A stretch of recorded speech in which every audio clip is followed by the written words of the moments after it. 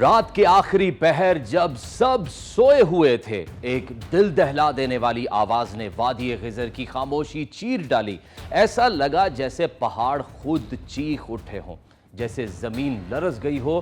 لیکن یہ زلزلہ نہیں تھا، یہ ایک اور آفت کا پیش خیمہ تھا۔ گلیشیئر پھٹ چکا تھا۔ یہ کہانی ہے وسیعت خان کی، ایک چرواہے کی جو ہر سال اپنے 500 مویشیوں اور خاندان کے ساتھ خضر کے روشن علاقے میں گرمیاں گزارتا ہے۔ لیکن اس بار اس کی آنکھوں کے سامنے ایسا منظر آنے والا تھا جو شاید صدیوں تک یاد رکھا جائے۔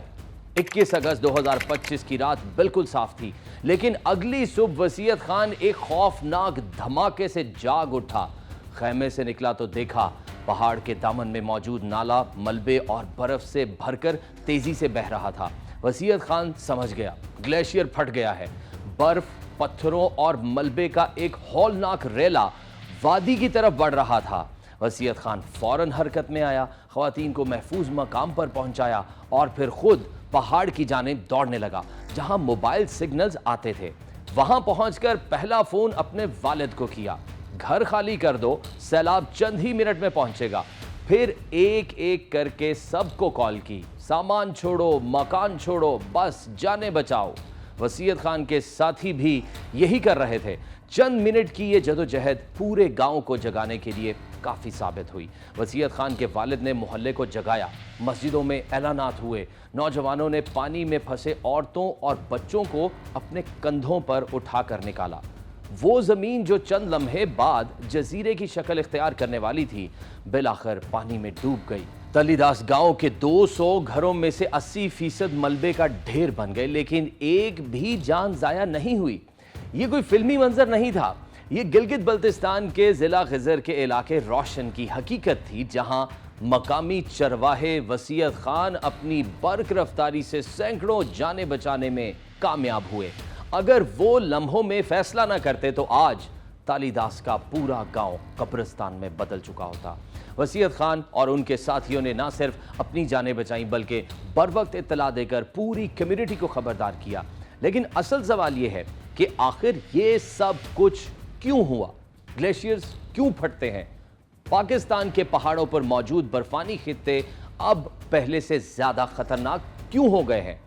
تو سنیے پھر، پاکستان کے پاس دنیا کے سب سے بڑے گلیشیئر سسٹمز میں سے ایک موجود ہے۔ دنیا کے 5000 سے زائد گلیشیئر صرف گلگت بلتستان اور خیبر پختونخوا کے پہاڑوں میں پائے جاتے ہیں۔ یہ برفانی خطے ملک کے لیے قدرتی واٹر ٹینک کی حیثیت رکھتے ہیں، جو دریائے سندھ کے ذریعے پورے پاکستان کی زراعت اور پینے کے پانی کی ضروریات پوری کرتے ہیں۔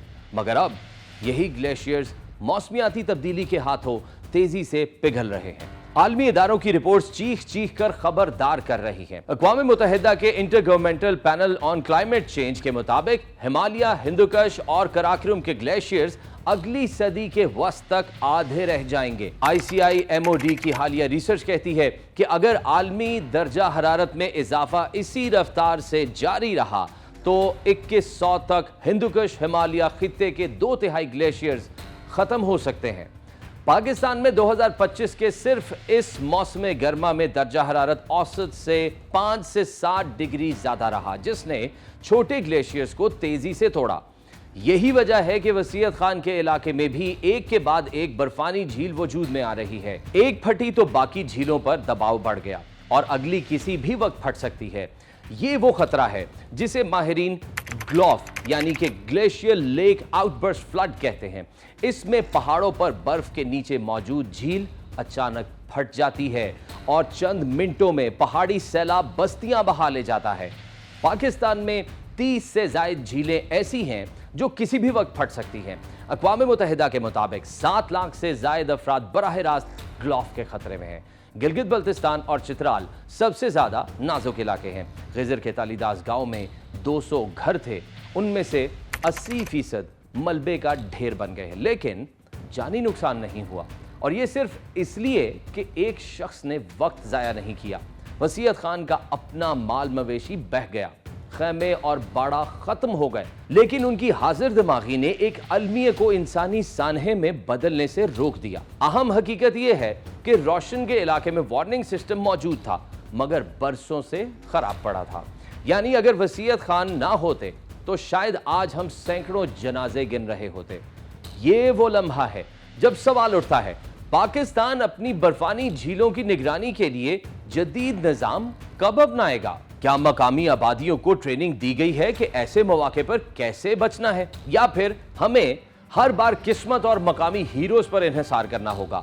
پاکستان خود عالمی سطح پر کاربن کے اخراج میں صرف 0.8% حصہ ڈالتا ہے، لیکن موسمیاتی تبدیلی کے اثرات کا سب سے بڑا شکار ہے۔